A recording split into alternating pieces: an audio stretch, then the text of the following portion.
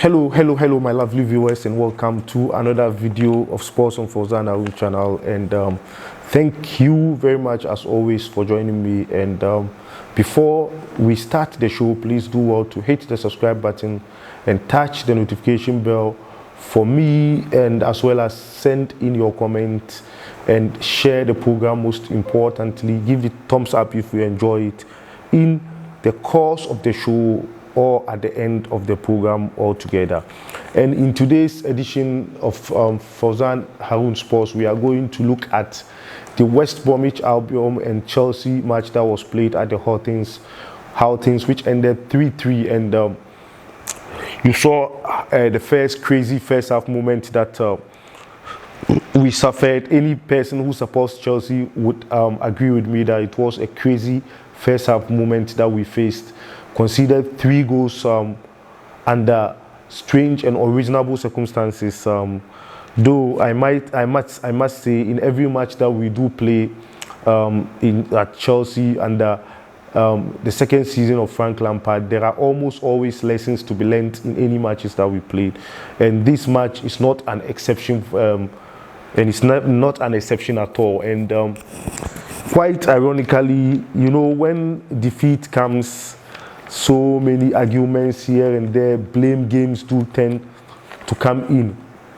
And I think I heard in some of our Chelsea vlogging channels, sometimes I pass through. Of course, we are doing the same job, trying to promote the interest of Chelsea. Sometimes I sneak and just have a feel of how others are doing with respect to their vlogging in support of Chelsea. And unfortunately, I chanced upon one channel and one guy was doing a presentation. He said Alonso has never been good player, so was lambasting Alonso here and there. Honestly, let me confess to you that this is a match for the first time. This is a match in which I wouldn't blame anybody. It's a clear case of having a bad day at the office, right? Those of you who work in corporate institutions and public institutions, myself included, sometimes you have a bad day in the office, right? You have bad day in the office that anything you touch goes wrong. So that was a clear case of what Chelsea players experience. And normally, I remember in the last game against Liverpool, I blame our coach and legend Lampard for some decisions that he took which didn't help the cause of Chelsea. But in this game, I think we were just unlucky. Even check the first chance that Timo Werner had in the first half that hit the crossbar. On any good day, it could have been a goal. And so when defeat comes, people try to shift blame and try to get a scapegoat to lambast. Even going again back to that comment, I wouldn't fault Alonso for any of the goals, honestly. And that person was trying to make argument that Emerson is far better than Alonso. That argument, I don't think we should be revisiting that again. That argument has been settled once and for all. Statistically, Alonso is far better than Emerson. Check the statistics. Alonso from 2016 that he's joined Chelsea has scored 19 goals in the Premier League alone. I'm not adding the cup matches and other matches. 19 goals, and Emerson has not scored any goal. And it's not about dribbling and movement of the ball. If it is about dribbling and movement of the ball, honestly, you straight ahead say Emerson is better than Alonso. Both of them can defend, fine. But in terms of qualities and where the positives that comes into the game, Alonso brings far better than Emerson. And so it's quite strange for after 3-3 draw game, somebody who, sideline and then choose Alonso to castigate and bash him. So that's quite unfortunate. Clearly, we saw those who made the mistake. Thiago Silva unfortunately made a mistake, but in the second half, he had to compose himself. By my ratings, I still gave him negative in this match. And remember when Thiago Silva was coming to Chelsea, I was the first person that sounded the alarm. Not his performance, but with respect to his age. So this match has gone to prove that going forward, he is not going to be reliable for Chelsea.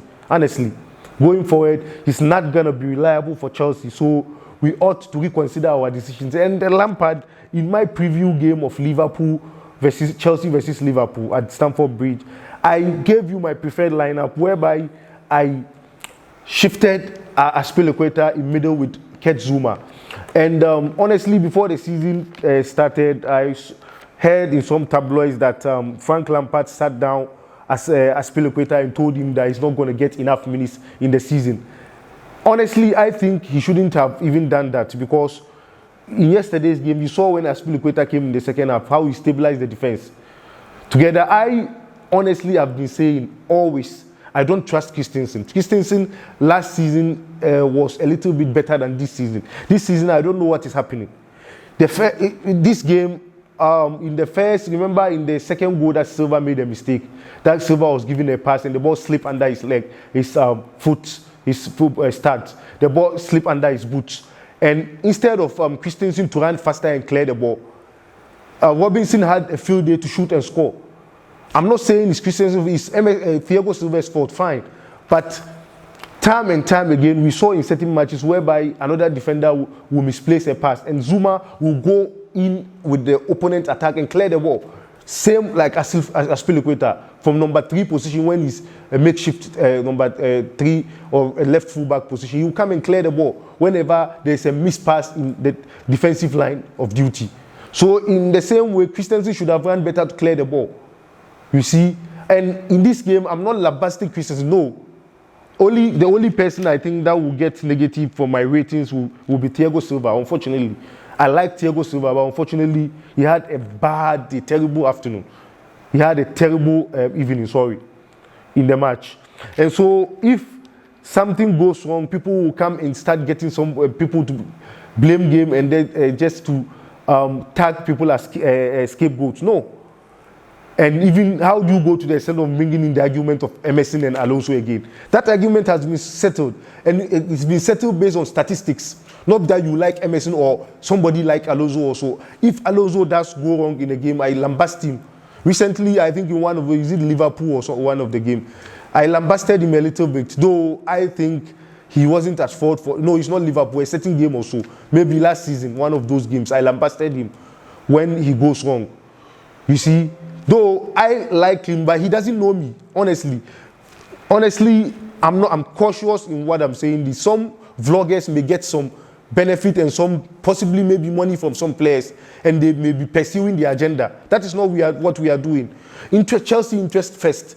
If even Emerson gives me money, I'm saying if he does play shambolic, I'll highlight it on my show. We are don't be emotional and try to tag people as being at fault for goals, when in actual fact Alonso was not at fault in all the 3 goals that we conceded. The first goal that we conceded was as a result of poor defensive play. You know, the ball came in right. The ball came in all right. I think there was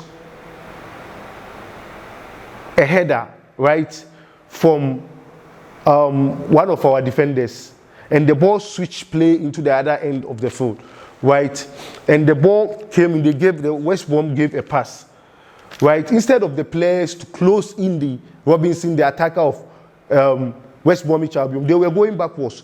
And I have said time and time again that when an attacker of opponent team gets the ball when he's approaching our 18-yard box, and our defenders, what the defenders do is they go back instead of one player to attack the person and distract him from moving ahead towards Chelsea's goal line. They all go back. When you go back, you allow the player enough time to be comfortable and engage and shoot into your net. And that is what happened in the just ended game, in which Man City were thrashed by Leicester City 5-2.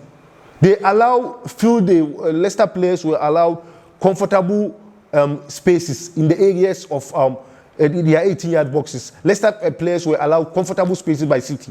Hence, they were always able to shoot, almost always able to shoot. Hence, they got the 5 goals, though 3 goals were penalties. But they allowed them free spaces in which even those penalties came in and the tackles came in. They could have tackled them outside the 18-yard box for a free kick or so. Right? And so, I don't want a situation whereby when we lose a game, then you try to get a player and scapegoat him. No, that's not what we're talking about. So that argument shouldn't come in at all. That argument has been settled by statistics. The argument between Emerson and Alonso has been settled. Please don't say I'm emotional. No, I'm addressing the issue. It's been settled, and based on fact and statistics, go and take the sheet, EPL stats of Alonso and Emerson, and answer yourself. Anybody who is doing that argument should go and take that team sheet and answer himself.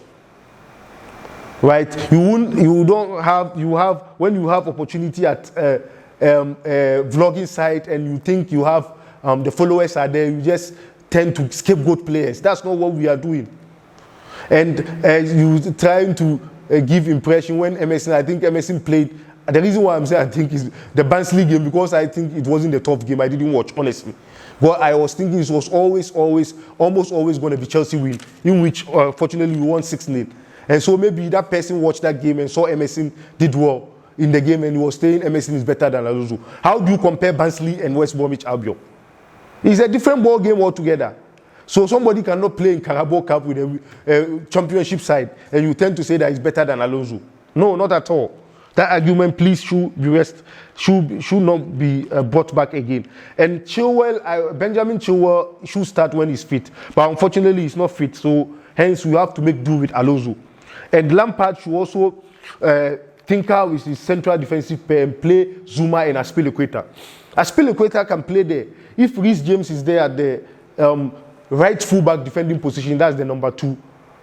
Right full defending position, the number 2.